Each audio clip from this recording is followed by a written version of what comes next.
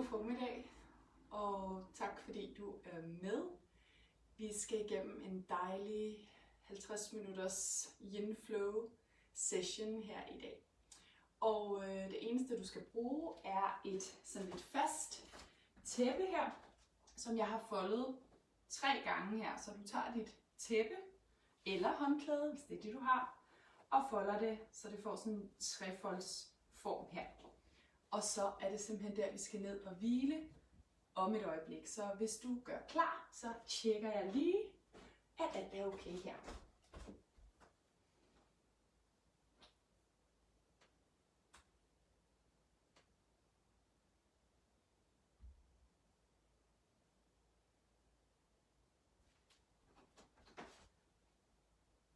Det ser sådan ud.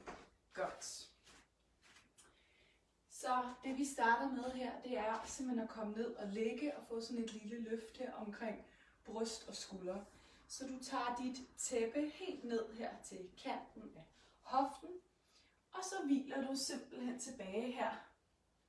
Så sætter fodsålerne i første omgang i gulvet her. Så mærk, at sædeknuder og haleben hviler i underlaget, og resten af ryggen hele vejen op, og hovedet hviler rigtig behageligt her.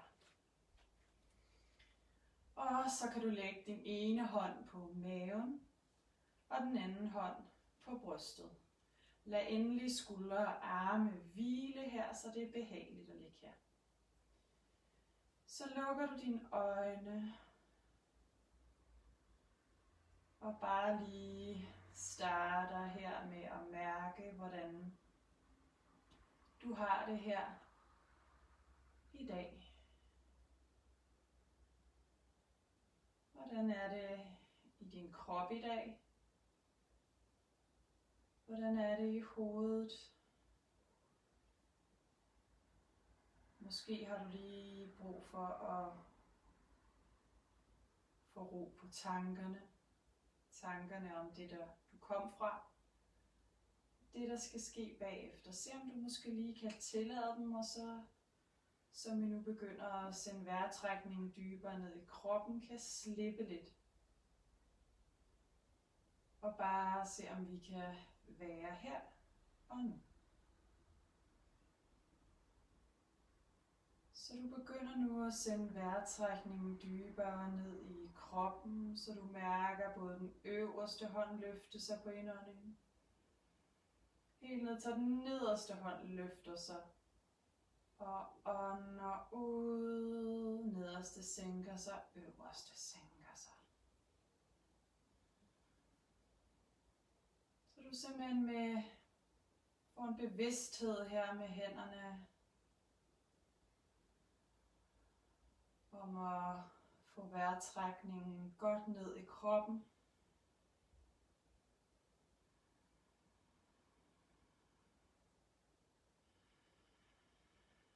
Måske kan du høre maven rumle lidt. Et rigtig godt tegn på, at du vækker det hele med din ind- og din udånding her.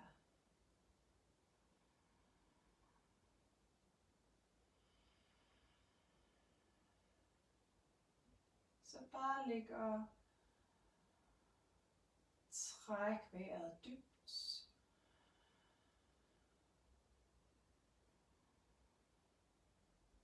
Lige et par runder mere. Mærk, at du gør halebenet tungt, at du nyder at lade lænden og hele ryggen og det øverste af skuldrene, baghovedet, bare hvile på dit underlæg.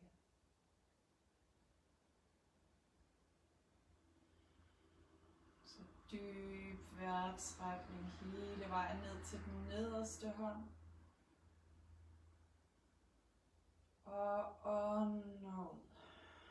Tømmer kroppen for ilt. Gør det 2 gange mere her.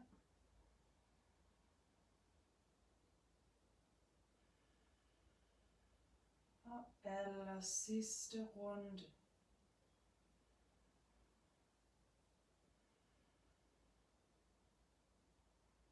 Så strækker du benene ud over din yogamåtte her, og måske også lige strækker armene tilbage her. Uden at gøre det meget aktivt, så du strækker dem helt ud, men bare sådan lidt blødt, så underarmene lige lander. Og så kan du lige ligge her og strække skiftevis det ene og det andet ben helt ud fra tæerne her.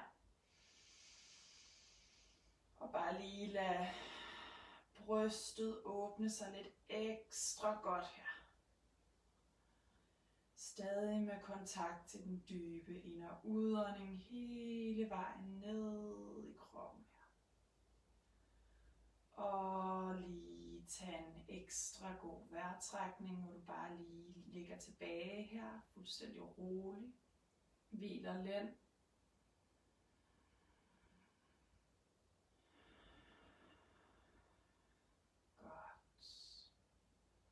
Og herfra stille og roligt lige lad dine fodsåler komme i gulvet her. Og så kan du tage armene tilbage og lige skubbe tæppet ud ved siden af dig her. Vi skal bruge det om lidt, så lad det ligge her ved din ene side her. Godt. Herfra bevæger vi stille og roligt rygsøjlen her, så fodsålerne lidt tættere på sædeknuderne. Sørg for at ligge med et naturligt lændesvej her. Hænderne ned langs siden af kroppen.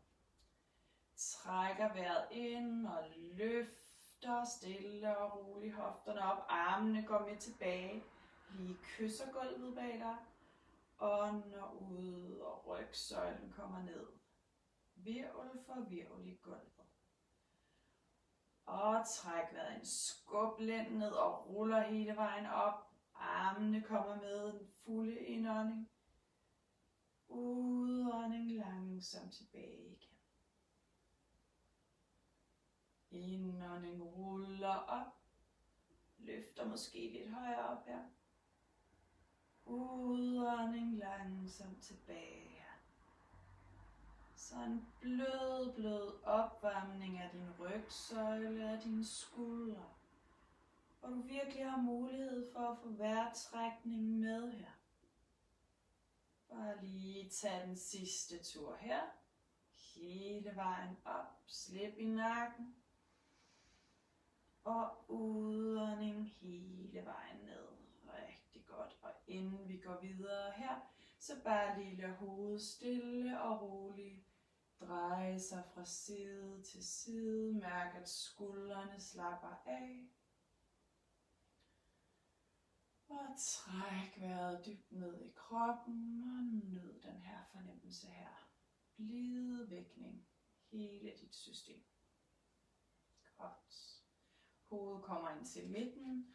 Du tager benene op i 90 grader her. Vi skal finde vores liggende twist. Så trækker vejret ind her. Og på udånding lad knæene falde ned til højre. Og så er det, du tager dit lille tæppe klar her. Og venstre arm kommer op mod loftet. Og på udåndingen lander her, hvis du har brug for det, på tæppet. Så du får sådan et ganske lille løft. Det kan også være, det er rare at bare lade armen hvile i gulvet. Afhængig af, hvor stramt det er hele det her skulderområde her. Rigtig vigtigt, at vi støtter så meget, vi har brug for, i stedet for at presse. Og når du har fundet ind i dit twist her, bare igen find kontakt til den dybe vejrtrækning. Og som du ligger her i dit twist, mærk hvordan du nu kan få vejrtrækningen lidt mere ind på sidekroppen her. Hele vejen ned, og som du ånder ud, gør bagsiden af kroppen tung her.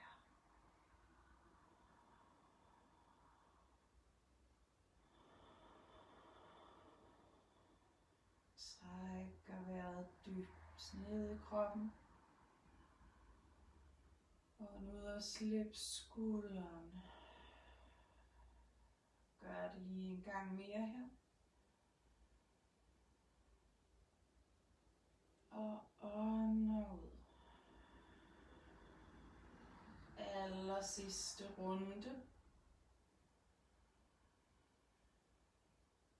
Og du ånder godt ud her. Og armen kommer tilbage til kroppen. Kom op til midten her. Og lige kram knæene, inden vi tager modsatte side. Og jeg vender mig lige rundt her. Godt. Du flytter lige tæppet over til modsatte side her. Så du krammer lige knæene færdig her. Måske ruller lidt her fra side til side. Og benene kommer så op i 90 grader her. Træk vejret ind. Og på din udånding lad knæene samlet falde ned mod venstre denne her gang. Indånding, højre arm op. Du gør dit tæppe klar, så du kan lande armen her, hvis du gjorde det på modsatte side. Udånding, lad armen falde blødt ned her. Og husk, det er okay lige at skubbe sig lidt til rette i stillingen her, så du ligger rettest muligt i dit twist. Luk øjnene og træk vejret dybt.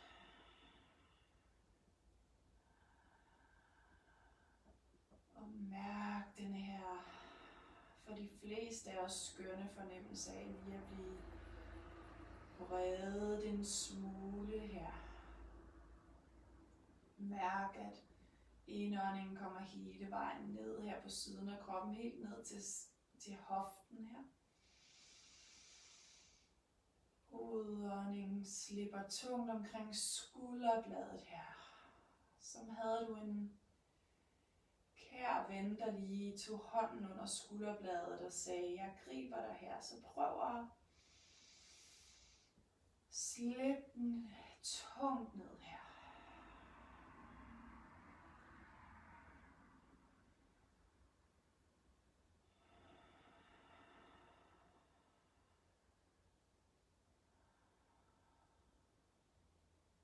Dybe, rolige, fulde indåndinger og udåndinger her.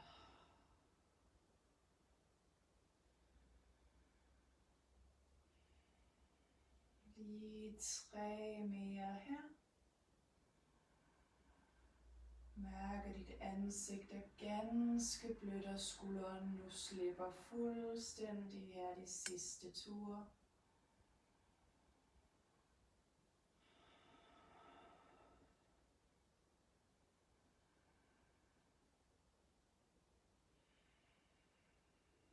Godt. Og så kommer vi langsomt tilbage med armen. Og tilbage hele vejen her. Lige krammer knæene, for ryggen, for lænden lidt på plads. Og så kan du gribe fat under knæene og stille og roligt lige rulle hele vejen op her. Så vi nu kan komme rundt på alle 4 og her videre op i vores lille malasana. Tæppet skal vi bruge til slut i vores session, så bare lige have det klar. Bare lige find ind i malasana, uanset om du er oppe her. Så lige bevæg dig lidt her. Lad knæene komme lidt ned, og det kan være, måske du finder en lille mudra her, og lige åbner hofterne ganske blødt her. Og så kommer højre hånd ned i gulvet, og du strækker modsatte arm lige op her. Stræk, stræk, stræk op. Træk vejret. Og vi skifter til modsatte her, så stræk, stræk, stræk dig langt, helt ud gennem fingerspidserne. Godt. Og så lader du hånden komme over til modsatte fod her. Træk vejret ind og find sådan en lille sidestræk her. Så vi faktisk lige fortsætter vores tvistende fornemmelse. Det kommer vi til at gøre mange gange i løbet af vores lille session i dag. Skifter til modsatte side her. Twister. Og virkelig mærk den her fornemmelse på siden af kroppen her. Godt. Og stille og roligt slipper her. Du kommer ned og sidde her. Og lad dit venstre ben strække sig ud og flex i foden her. Kom op på sædeknuderne, og højre knæ kommer op til brystet her. Så du sidder med den her lange, lige rygruller. Skuldrene godt tilbage. Træk vejret ind. Udånding, kom ind mod højre i din lille twist her. Vi bevæger os lidt her, så vi kommer op igen til midten. Udånding, grib knæet, twister her. Kom op. Og næste gang bliver du her op på fingerspidserne her, så du virkelig tænker den her lige ryg.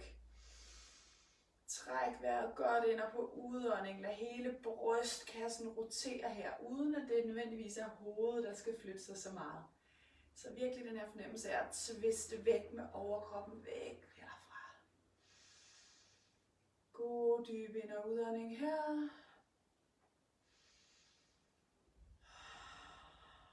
Og så kommer du tilbage til midten her. Og så skifter vi lige benene her. Jeg vender rundt her. Godt. Så du strækker nu højre ben ud her over gulvet. Flexer foden og tager knæet op til brystet her igen. Ruller skuldrene tilbage, så du sidder med den her skønne lige ryg her. Træk vejret ind. Udånding ind i dit twist og besøger det lige kort her, som vi nu igen kommer tilbage med armene. Udånding, twister, indånding op. Og udånding bliver her. Op på fingerspidserne, og pas på at skuldrene ikke kommer helt op til øret på den bagerste her. Og igen den her fornemmelse af træk vejret ind og udånding. Virkelig lad hele overkroppen twiste tilbage her. Mens nakken den er lige hvor det føles rarest for dig. Godt. Trækker vejret dybt. Og så kommer vi hele vejen tilbage igen til midten her. Armene ned. Vi finder ind i en lille sommerfugl, som vi laver til en foroverbøjning om et øjeblik. Så du lader dine fodsåler mødes sådan et godt stykke væk fra kroppen her. Og ruller skuldrene et par gange. Godt. Og inden vi gør så meget andet, så bare lige have dine hænder her på dine underben eller på lårene, og så laver vi en lille kat-cow-bevægelse, som vi sidder her og lader hofterne vende sig til den lille åbning her. Så du trækker vejret ind og ruller skuldrene tilbage, og ånder ud og runder i ryggen. Brug hænderne til at stemme imod her. Så en lille bevægelse her. Svejer og runder.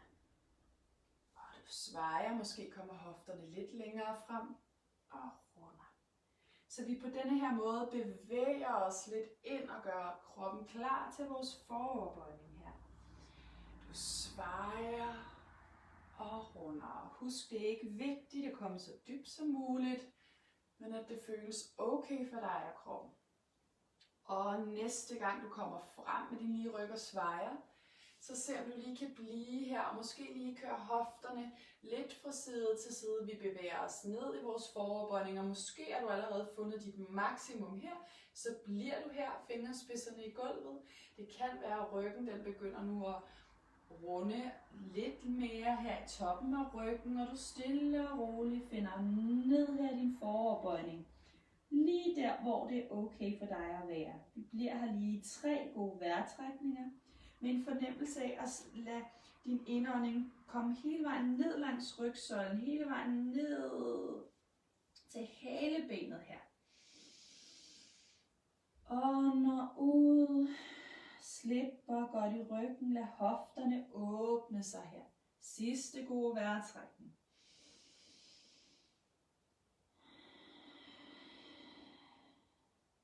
Og så bruger du fingerspidserne til stille og roligt og løfte overkroppen hele vejen op her. Og så bruger du lige hænderne til at lade knæene komme ind til midten, lige fodsålerne ud og bare lige lade knæene mødes på midten her.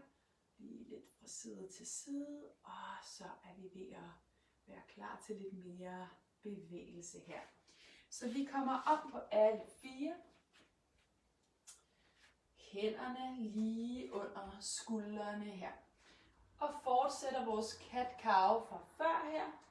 Så du starter bare her med at sveje og runde. Og lad os bare lave lidt fri bevægelse i vores cat-cow her. Så det kan være, at du måske har lyst til at komme lidt tilbage. Måske har lyst til at strække siderne lidt. Så bare sørg for, at du hele tiden har den her svajende, runde fornemmelse. Uanset hvordan du bevæger dig her. Lige en tur mere her. Og den næste gang du har rundet, så slipper du dine tæer og kommer lige kort tilbage i barnet her. Strækker dine hænder frem så langt du kan, spreder fingrene ud her. Vi skal bevæge os lidt fra barnet og videre frem her. Så du trækker vejret ind, og så kommer du stille og roligt frem her, som skulle du stå i en planke her med knæene i gulvet, og underbenene kommer med op her. Og så tilbage igen, ånder ud. Indånding kommer frem her, underbenene med op, stærke arme, og tilbage igen, sædeknuderne godt tilbage. Kommer frem igen sidste gang her. Og tilbage igen her. Og så gør vi det igen og lige sætter lidt mere på, så du kommer frem her på din indånding, bliver her. Og på udånding sænker dig ned, albuerne går lige tilbage. Slip dine fødder i underlaget, rul skuldrene og kom op i en kobra. Udånding ned. Og indånding. Brug maven, brug hele kroppen til at skubbe dig tilbage igen til barnet. Vi gør det igen.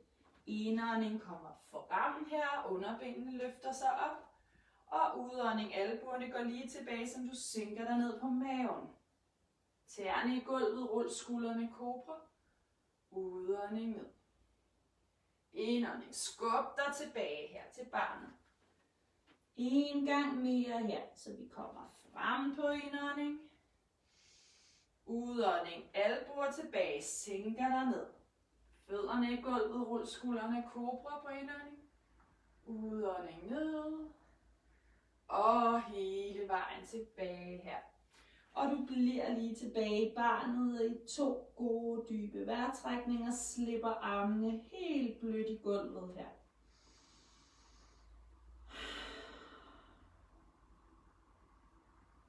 Bare lige træk vejret her, inden vi er ved at være klar til at gå videre her. Så efter næste udånding, så løfter du bare overkroppen op her, hele vejen op. Fingerspidserne i gulvet, og så lige underbøj tæerne her. Og husk, hvis man får helt sådan krampe fødder undervejs, så bare slip dem ned her. Godt. Så du kommer op her, og så trækker vi vejret ind, armene kommer op, og du løfter lige overkroppen op her. Og udånding tegner solen og sætter dig tilbage. Indånding op. Udånding tegner solen her. Indånding, mærk energien her. Og udånding, slip alt hvad der sidder i skuldrene her. En gang mere. Og sæt dig tilbage. Og bliv nu tilbage her og læn, hvis det går. Sæt dig tilbage på de underbøjede tæer her. Flet fingrene bag her. Træk vejret ind. Og lad armene søge væk her, så vi virkelig lige får en god åbning på forsiden af brystet. Og skuldrene lige bliver åbnet godt her. Måske er det nu tid til at slippe fødderne ned her. Træk vejret ind. Og på udånding læn overkroppen frem her. Og bare lad armene søge op mod loftet. Måske kommer panden i gulvet, måske gør det ikke. Det er ligegyldigt. Mest så du mærker den her åbning om på bagsiden af skuldrene. Godt. Og vi kommer hele vejen op igen, og så ruller du lige skuldrene et par gange her. Rigtig godt. Vi kommer frem her på alle 4. Knæene under hofterne, Hænderne under skuldrene, spreder fingrene godt ud her. Og det første vi gør, det er bare lige at tjekke ind, om vi står med en lige ryg her, så du ikke svejer. Og så kigger du stille og roligt til højre, og du kigger til venstre. Og så slipper du hovedet, kigger til højre. Slipper hovedet, kigger til venstre. Og lige gør det et par gange mere her. Hele tiden med god kontakt til din vejrtrækning. Og kommer tilbage til midten. Så uden at sveje ryggen her, så lader du højre hofte komme lidt frem mod dig og kigger ned mod højre hofte. Og skifter til modsatte side, så hoften lige får lov til at bevæge sig lidt. Bare lige en enkelt gang mere her. Og kommer tilbage til midten. Så laver vi vores lille træd nålen bevægelse her. Vi forbereder den lige først her ved at placere fingerspidserne på skuldrene her. Træk vejret ind og åbn op her. Og udånding af albuen søg ind under modsatte arm her. Indånding åben. Udånding ned. Indånding åben. Udånding ned. Og indånding åben. Og stræk nu armen op mod loftet her. Så du virkelig finder sådan en god åbning. Og på udånding lad armen søge ind under og højre kind i gulvet. Så du lige får et stræk her fra skulderen skubbet godt frem her. Træk vejret.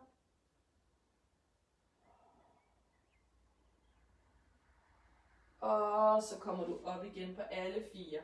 Vi gør det samme til modsatte side. Fingerspidserne på skulderen. Åben. Og lad albuen søge ind under modsatte her. Indånding åben. Udånding træder nålen. Indånding op. Udånding ned.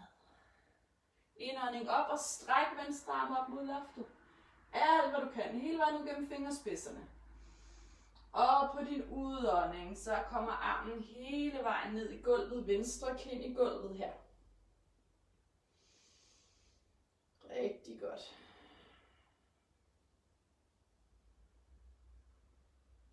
Lige en ekstra vejrtrækning her. Og så kommer du stille og roligt hele vejen op her. Og vi finder ind i vores cat-cow igen nu med en lille hund. Er det ikke hyggeligt? Så vi svejer, træk vejret ind her. Og runder på vores udånding.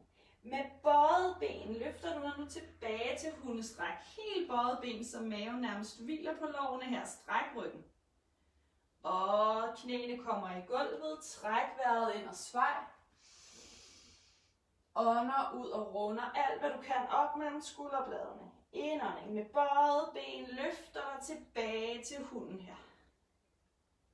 Indånding, kom ned her. Knæene i gulvet. Svej. Udånding runder halebenet ind under dig. Og med bøjet ben tilbage til hunden. Og denne her gang begynder vi nu at strække det ene ben, og så det andet ben skiftevis. Sådan en lille gåtur med hunden her, hvor vi lige får varmet lidt op her på bagsiden af benene. Rigtig godt. Godt.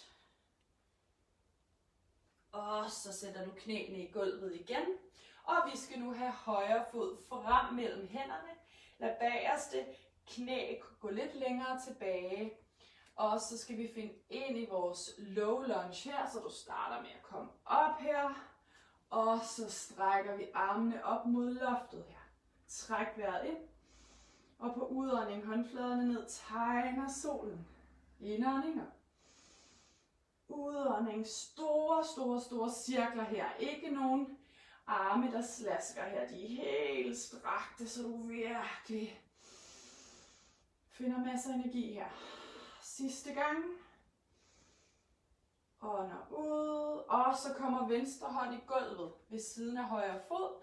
Og højre arm strækker sig op, ligesom da vi stod i vores trædnålen før. Og du trækker vejret ind og på udåndingen. Igen tegner de her cirkler her. Åbner godt op i bryster i skuldre. Og ud. Ånd ind. Og ud aller sidste gang. On, ud. Og så kommer hånden i gulvet igen. Du træder tilbage til alle 4. Og modsatte fod i gulvet. Jeg vender lige rundt her. Så nu er det venstre fod, der kommer frem. Bagerste knæ går tilbage her, så du får et godt stræk på dit forlov her. Kommer op her. Husk at tjekke, at knæ er over ankel. Rigtig godt. Træk vejret ind og armene op her. Skuldrene ned. Stræk ud gennem fingerspidserne, som vi nu ånder ud her, mens vi tegner en god stor cirkel. Indåndinger. Udåndinger. Indåndinger. Udånding ned. Indåndinger. Udånding ned. Og sidste gang her. Og denne her gang kommer højre hånd i gulvet her. Og venstre arm strækker sig op her. Mærk den her åbning her. Og en god vejrtrækning her, som du ånder ud og tegner cirkler. Indånding åben. Udånding. Indånding. Udånding. Sidste. Udånding. Hånden i gulvet. Og vi træder tilbage stille og roligt her. Alle 4. Og nu skal vi op på fingerspidserne. Begge fødder frem mellem hænderne. Vi starter bare lige vores foroverbøjning ganske blidt ved at skiftevis strække og bøje i benene her. Og du kan gribe fat på dine albuer her, og samtidig lige stå her og lige lade nakken, hovedet slippe. Så du nikker hovedet ja, og du ryster på hovedet nej. Godt. Stille og roligt her. Godt. Så bøjer du i højre knæ nu, slipper armene fri her. Og så placerer du lige højre fingerspidser i gulvet og strækker venstre arm op. Jeg lovede, der vil være mange twist. Det kom der. Godt. Og udånding skifter til modsatte her. Så bøj venstre knæ, fingerspids i gulvet, twister op her. Og skifter igen her. Bøjer i knæet. Åbn her. Mærk, hvordan du åbner mere og mere, som vi twister løs her.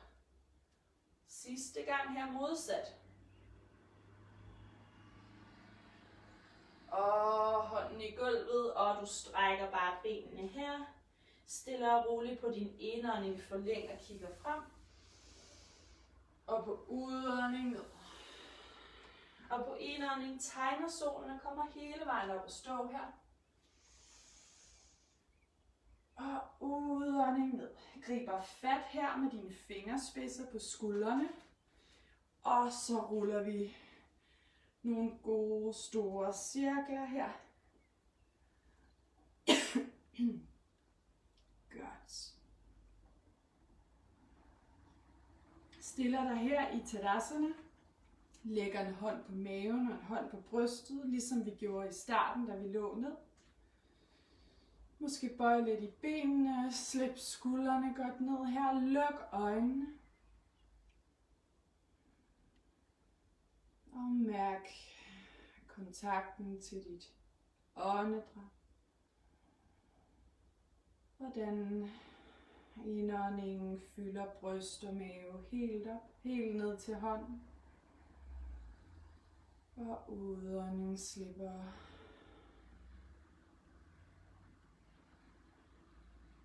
fornemmelsen af fødderne godt grounded i underlaget, i jorden under dig. Så fornemmelsen af at stå her fuldstændig støttet af jorden under dig. Bare trække vejret dybt ind og ud.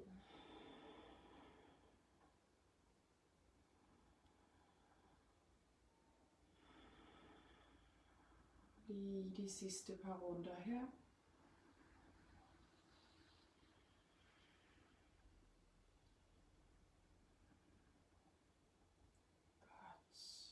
Og du åbner øjnene, hvis de har været lukket her. Og bare lige slipper armene, lige ruller skuldrene godt tilbage igen. Og så skal vi lige have åbnet endnu mere her.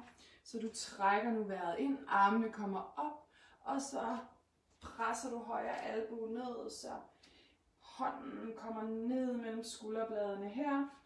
Og en fornemmelse af ikke at stå og sveje, men alligevel lige brede brystet godt ud her.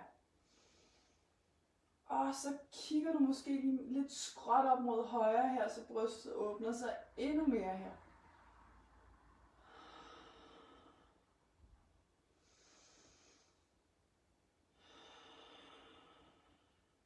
Og slipper stille og roligt her. Indånding op. Og så presser du her højre hånden ned mellem skulderbladene, så hånden søger ind her. Lige på det område her, der nogle gange kan være lidt spændt, og så mærker du fornemmelsen af det her stræk her på siden. Og husk igen det her med at suge navlen godt ind, og halebenet søger ned her, og lad brystet åbne sig. Og prøv så at kigge lidt op mod venstre her, hovedet lidt op mod venstre, så brystet breder sig endnu mere ud. Rigtig godt. Og herfra slipper stille og roligt, kommer ned her. Og så lad os lige lave en enkel solhilsen her, så kom frem på måtten. Indånding hele vejen op her. Udånding svæver ned. Indånding forlæng kig frem. Udånding kom tilbage til din planke. Træk vejret ind her. Og på udåndingen albuerne tilbage, sænker dig ned på maven. Slip fødderne fri, rulle skuldrene kobra. Udånding ned, underbøj tæerne tilbage til dit hundestræk her. Indånding løfter højre ben op mod loftet. Og udånding lad foden komme frem mellem hænderne til vores low lunge fra før her. Kommer op her, stræk armene. Tegner solen 3 gange her. Så vi sætter alt det, vi har lavet forud her sammen. Venstre hånd i gulvet og twister op her. Godt. Hånden kommer tilbage i gulvet, træder tilbage til dit hundestræk. Bøj lidt i knæene, så ryggen strækker sig godt, skuldrene får et stræk. Og stille og roligt træk vejret ind, og på udånding begynd at gå fødderne frem til hænderne, land i din foroverbøjning. Indånding forlæng, kig frem. Udånding ned.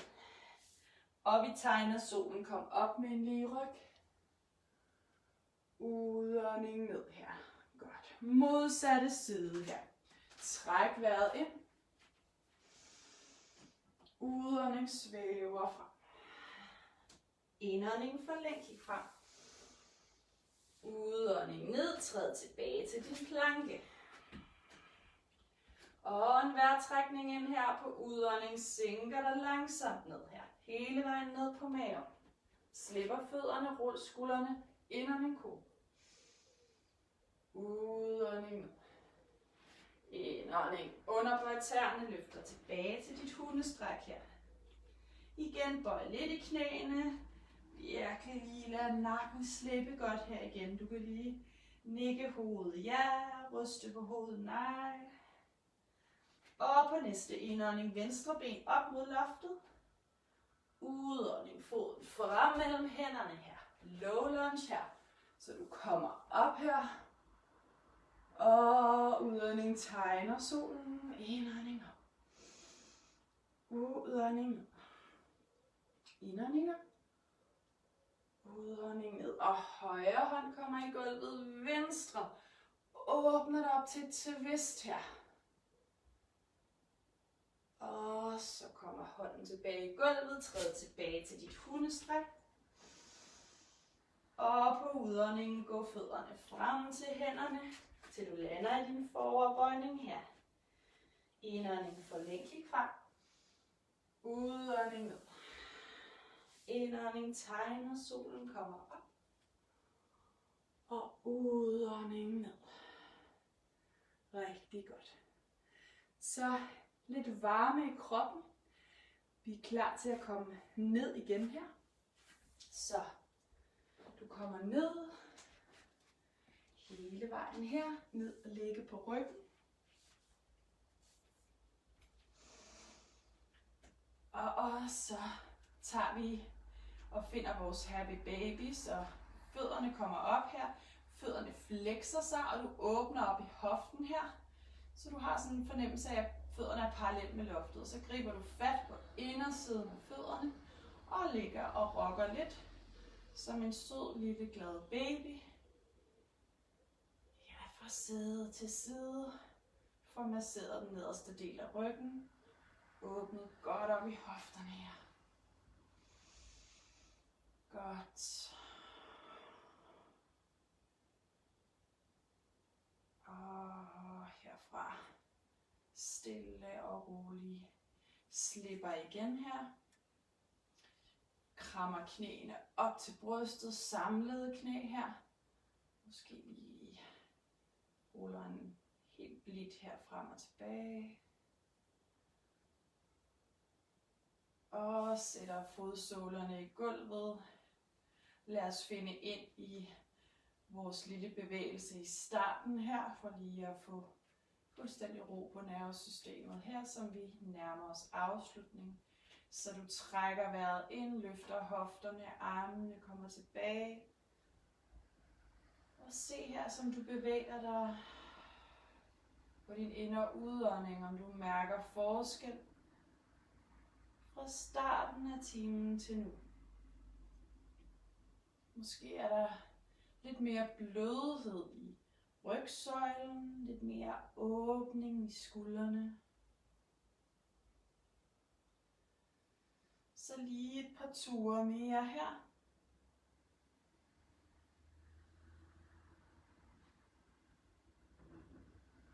Godt. Og du bliver nede denne her gang, og lad lige knæene komme op til midten her. Og så lader du armene komme ud til hver sin side. Skub lænden godt ned, træk vejret ind. Og på udåndingen knæene samlet ned mod venstre, lige ned og kysse gulvet næsten op til midten. Træk vejret ind. Udånding samlet til modsatte side. Så alt det her, vi har lavet i dag, twister, twister, twister. Alt twist, massage af alle vores indre organer og virkelig en god kontakt til de skrå mavemuskler og hele vores core, hele vejen rundt om vores torso her. Rigtig, rigtig vigtigt at være stærk her, så vi kan holde os ranke og raske og komme frem i verden. Næste gang knæene er nede til venstre, så bliver de der. Og du kan lige, måske hvis du har tæppet i nærheden, placere tæppet under armen. Det kan også være, det er okay bare at lade armen falde tilbage her og åbne op i håndfladen. Og bare lige trækker vejret dybt og mærker fornemmelsen af twistet nu her. Igen med en lille tanke på første gang du lå i dit twist i starten her. Måske er skulderen faldet lidt længere ned her.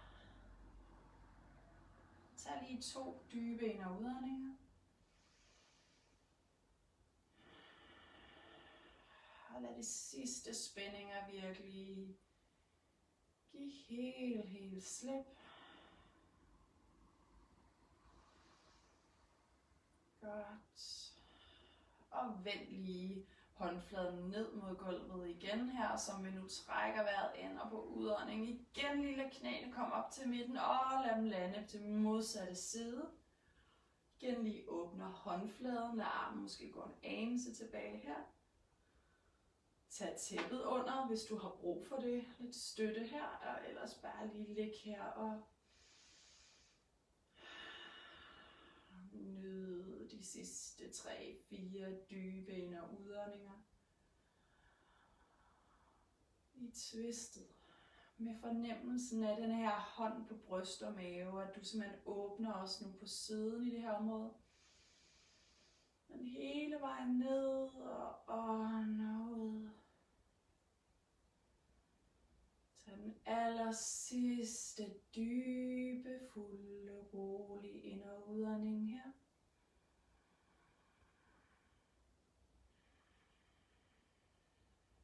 Og armen kommer tilbage til kroppen. Du kommer op igen. Sidste lille kram, måske med knæene lidt fra hinanden her.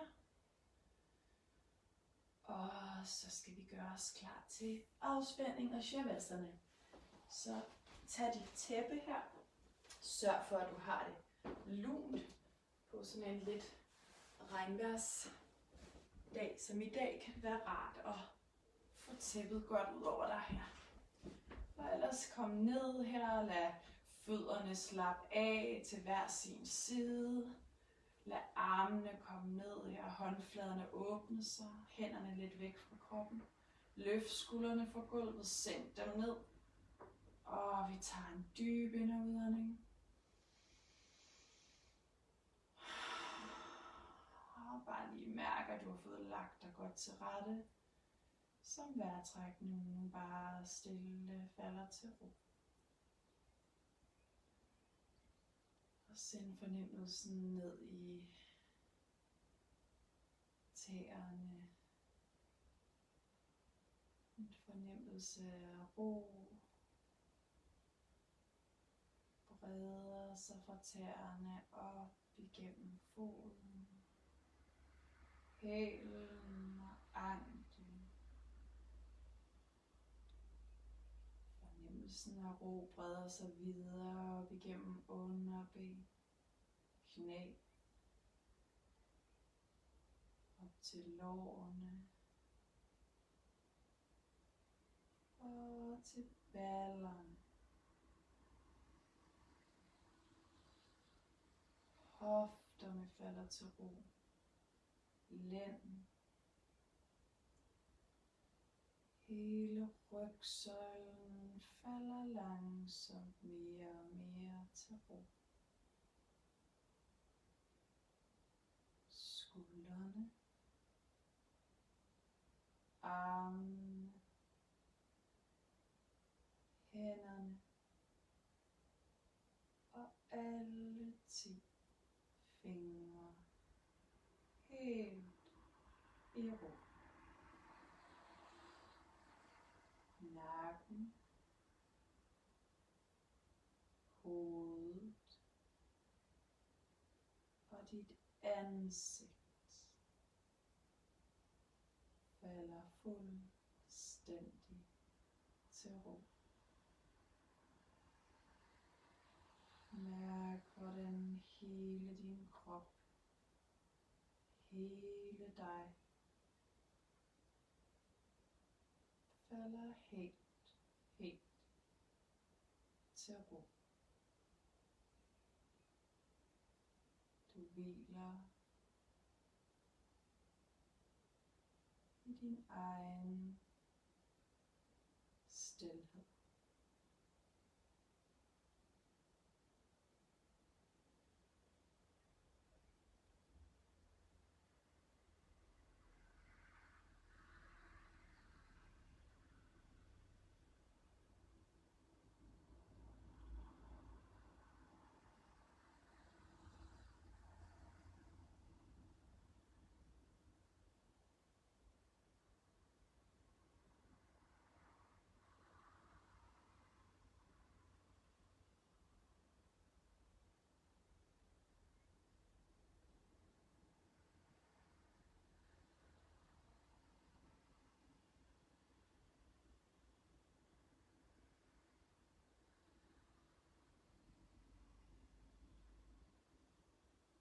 Måske pauser du videoen og fortsætter shavasana lidt endnu. Og ellers begynder vi nu at bevæge fingre og tæer og strække os langt. Tag en dyb ind- og udånding.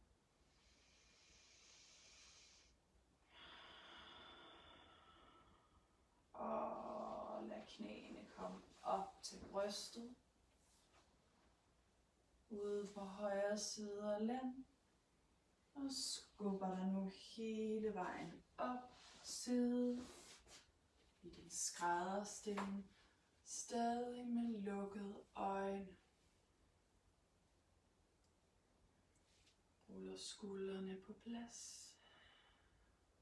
Og samler hænderne foran hjertet. Hænderne til panden for klarhed i tankerne. Til munden for renhed i tale. Og til hjertet for kærlighed til alle i hele universet. Namaste.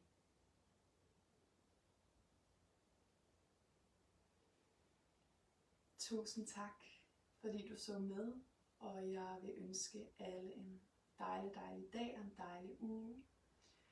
Jeg er tilbage igen i næste uge, fordi der er Kristi Himmelfartsferie, så forhåbentlig ses vi igen på mandag. Ha' en dejlig dag.